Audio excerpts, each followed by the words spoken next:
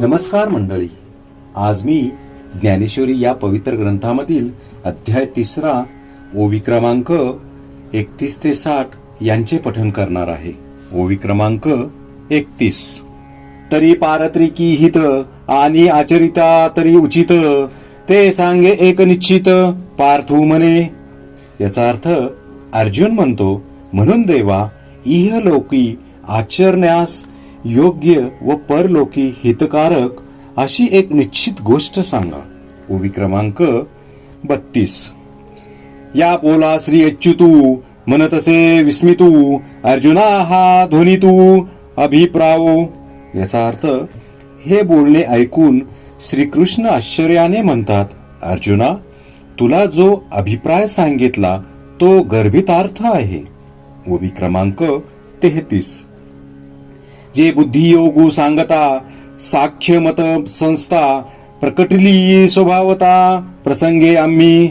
याचा अर्थ ईश्वरार्पण कर्म मार्ग सांगताना प्रसंगानुसार जो ज्ञान मार्गाचा महिमा आम्ही सांगून गेलो.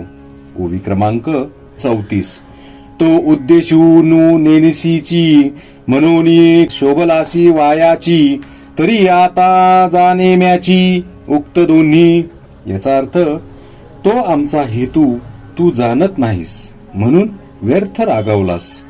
तेव्हा आता हे ध्यानात ठेव की ज्ञानयोग आणि कर्मयोग हे दोन्ही मार्ग मीच सांगितलेले आहेत. ओवी क्रमांक 35. अवधारी वीर श्रेष्ठा ये लोकी या दोन्ही निष्ठा, मजची पासूनी प्रकटा अनादि सिद्धा. याचा अर्थ वीर श्रेष्ठा ऐक, ह्या पृथ्वीवर हे दोन्ही संप्रदाय माझ्यापासून पूर्वापार प्रकट झाले आहेत. ओवी क्रमांक 36.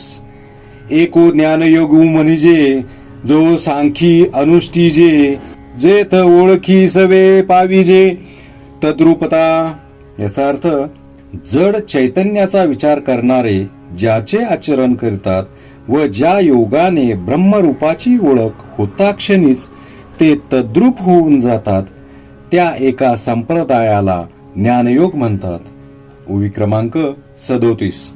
एको कर्मयोगू जाण, जेथ साधक जन निपुण होऊन या निर्वाण पावती वेळे. याचा अर्थ दुसऱ्यास कर्मयोग म्हणतात, त्या योगात तत्पर असे मुमुक्षुजन अवकाशाने मोक्षास पावतात. ओवी क्रमांक 38. हे मार्गो तरी दोन्ही परी एकवटती निदानी, जैसी सिद्ध साध्य भोजनी तृप्ती एक. याचा अर्थ तयार असलेल्या व तयार करून घेतलेल्या अन्नाच्या भोजनापासून जशी सारखीच तृप्ती होते, तसे हे मार्ग तर दोन आहेत पण ते परिणामी एक रूप होतात. ओवी क्रमांक 39. का पूर्वापर सरिता भिन्न दिसती पाहता, मग सिंधू मिळणी ऐक्यता पावती शेखी. याचा अर्थ किंवा पूर्व पश्चिम दिशांकडे जाणाऱ्या नद्या पाहिल्या तर भिन्न दिसतात, परंतु समुद्रात मिळण्याचे वेळी अखेरीस त्या जशा एकत्र होतात. ओवी क्रमांक 40. तैशी दोन्ही मते सुचिती एका कारणाते, परी उपास्ती ते योग्य ते आधीन असे. याचा अर्थ तशी ही दोन्ही मते एकाच तत्वाची सूचक आहेत, परंतु त्यांची उपासना उपासकाच्या योग्यतेवर अवलंबून आहे. ओवी क्रमांक 41. देखे उत्पल्लवना सरिसा, पक्षी फळासी झोंबे जैसा, सांगे नरू केवी तैसा पावे वेगा. याचा अर्थ असे पहा, पक्षी एका उड्डाणाबरोबर झाडाच्या फळास धरतो, पण त्याच वेगाने मनुष्यास ते फळ कसे प्राप्त करून घेता येईल सांग बरे. ओवी क्रमांक 42. तो हळूहळू ढाळे ढाळे केवू तेनी एके वेळे, तया मार्गाचे निबळे निश्चित ठाकी. याचा अर्थ तो हळूहळू फांदी फांदीवरून तो मार्ग क्रमिता क्रमिता काही वेळाने फळाजवळ जाऊन पोहोचेल. ओवी क्रमांक 43. तैसे देख पा विहंगम मते, आदिष्टुनी ज्ञानाते साख्य सद्य मोक्षाते आकळीसी. याचा अर्थ त्याचप्रमाणे ज्ञान मार्गाचे जे आचरण करतात ते ज्ञानी विहंगम मार्गाने तत्काळ मोक्ष प्राप्त करून घेतात. ओवी क्रमांक 44.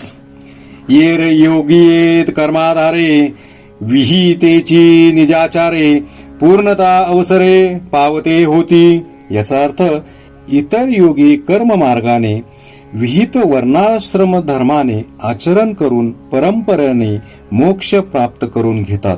ओवी क्रमांक 45. वाचोनी कर्मारंभ उचित न करिता सिद्धवत कर्महीना निश्चित होईजेना. याचा अर्थ विहित कर्माचा आरंभ केल्या वाचून कर्महीन पुरुषाला एखाद्या सिद्धाप्रमाणे निश्चयाने ज्ञाननिष्ठ होता येत नाही. ओवी क्रमांक 46.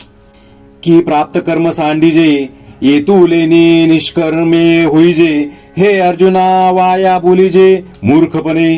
याचा अर्थ अर्जुना, जी ज्याला विहित कर्मे करावयाची ती टाकल्याने तो कृतार्थ होईल असे म्हणणे हा निव्वळ मूर्खपणा होय. ओवी क्रमांक 47. सांगे पहिले तिरा जावे ऐसे व्यसन का जेथ पावे तेथ नावे ते त्याजावे घडे केवी. याचा अर्थ नदी दुथडी भरून वाहते आहे व ती उतरून पलीकडे जेथे जाण्याची आवश्यकता आहे तेथे नावेशिवाय जाऊ म्हटले तर कसे जाता येईल सांग बरे. ओवी क्रमांक 48. ना तरी तृप्ती इच्छिजे तरी कैसेनी पाकू न कीजे की सिद्धूही न सेविजे केवी सांगे. याचा अर्थ किंवा भोजनापासून जो तृप्तीची इच्छा करतो त्याला स्वयंपाक न करता अथवा तयार असलेले अन्न न खाता ती कशी प्राप्त होईल. ओवी क्रमांक 49. जव निरार्थता नाही तव व्यापारू असे पाही मग संतुष्टीच्या ठाई कुंठे साहजे. याचा अर्थ जोपर्यंत निरीच्छता प्राप्त झाली नाही तोपर्यंत खटपट ही आहेच. तीच प्राप्त झाली म्हणजे आत्मसंतोष होऊन खटपट साहजिकच थांबते. ओवी क्रमांक 50. म्हणून ऐके पार्था जया नष्कर्मे पदी आस्था तया उचित कर्म सर्वथा त्याजे नव्हे. याचा अर्थ म्हणून पार्था, ज्याला परमात्म प्राप्तीची इच्छा आहे त्याला विहित कर्माचरण कधीही सोडता येत नाही. ओवी क्रमांक 51. आणि आपुली ये चाडे आपा दिली हे मांडे की त्याजिले कर्म सांडे ऐसे आहे. याचा अर्थ आणि दुसरे असे की आपल्या इच्छेनेच कर्माचा स्वीकार व त्याग करू म्हटल्याने तो होईल काय. ओवी क्रमांक 52. हे वायाची सायरा बोलिजे उकलू तरी देखोनी पाहिजे परित्यजिता कर्म न त्याजे निभ्रांत मानी. याचा अर्थ हे बोलणे विचारहीन आहे. याचा नीट विचार करून पाहिला तर नुसते कर्म टाकल्याने कर्माचा त्याग होत नाही असे पक्के समज. ओवी क्रमांक 53. सगळे जो प्रकृतीचे अधिष्ठान तव सांडी मांडी हे अज्ञान जे चेष्टा ते गुणाधीन आपेशी असे. याचा अर्थ जोपर्यंत आपण मायेच्या अधीन आहोत तोपर्यंत मायेच्या सत्वादी गुणांच्या अधीन सर्व व्यापार असतात. म्हणून कर्म स्वीकारणे अगर टाकणे व तसे बोलणे अज्ञानीपणाचे लक्षण आहे. ओवी क्रमांक 54. देखे विहित कर्म जे तुले ते सगळे जरी ओसंडिले तरी स्वभाव काय निमाले इंद्रियांचे. याचा अर्थ असे पहा की विहित कर्माचा आरंभ कर्त्याचे इच्छेवर अवलंबून आहे. म्हणून द्वेषाने किंवा त्रासाने जरी त्याग केला तरी स्वाभाविक कर्म उत्पन्न करण्याचे इंद्रियांचे धर्म नष्ट होतील काय. ओवी क्रमांक 55. सांगे श्रवणी ऐकावे ठेले की नेत्रीचे तेज गेले हे नासारंध्र बुझाले परिमळू निघे. याचा अर्थ सांग पाहू, विहित कर्म त्याग केला म्हणून कानांचे ऐकणे बंद झाले का, डोळ्यांची दृष्टी गेली का, नाकांची भुके बुजून वास येईनासा झाला. ओवी क्रमांक 56. ना तरी प्राणापानगती की निर्विकल्प झाली मती की क्षुधा तृषादी आरती खुंटलिया. याचा अर्थ किंवा प्राणापान वायूंची गती बंद झाली का, मन कल्पना रहित झाले अथवा भूक तहानेची इच्छा नाहीशी झाली. ओवी क्रमांक 57. हे स्वप्नाव बोधू ठेले की चरण चालो विसरले, हे असो काय निमाले जन्म मृत्यू. याचा अर्थ का स्वप्न व जागृती अवस्था बंद झाल्या किंवा पाय चालणे विसरले इतकेच नव्हे तर जन्म मरण चुकले आहे काय. ओवी क्रमांक 58. हे नठकेची जरी काही तरी सांडिले ते काही, मनोनी कर्म त्यागू नाही प्रकृती म्हणता. याचा अर्थ मग हे इंद्रियाचे व्यापार जर बंद राहत नाहीत तर मग सोडले ते काय. म्हणून देहाभिमान्याकडून कर्मत्याग कधीही होणार नाही. ओवी क्रमांक 59. कर्म पराधीनपणे निपज तसे प्रकृती गुणे, येरी धरे मोकली अंतःकरणे वाही जे वाया. याचा अर्थ कर्म हे पराधीनपणाने प्रकृतीच्या गुणांमुळे होत असते.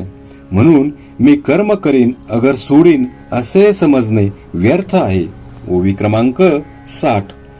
देखे रथी आरूढीजे, मग जरी निश्चळा बैसीजे, तरी चळू होऊनी हिंडीजे परतंत्रा. याचा अर्थ पहा की रथात बसल्यावर मग जरी स्तब्ध बसून राहिले तरी तो रथाच्या अधीन असल्यामुळे रथांचे फिरणे म्हणजे रथात बसण्याचे फिरणे असे होते. श्री संत ज्ञानेश्वर महाराज की जय.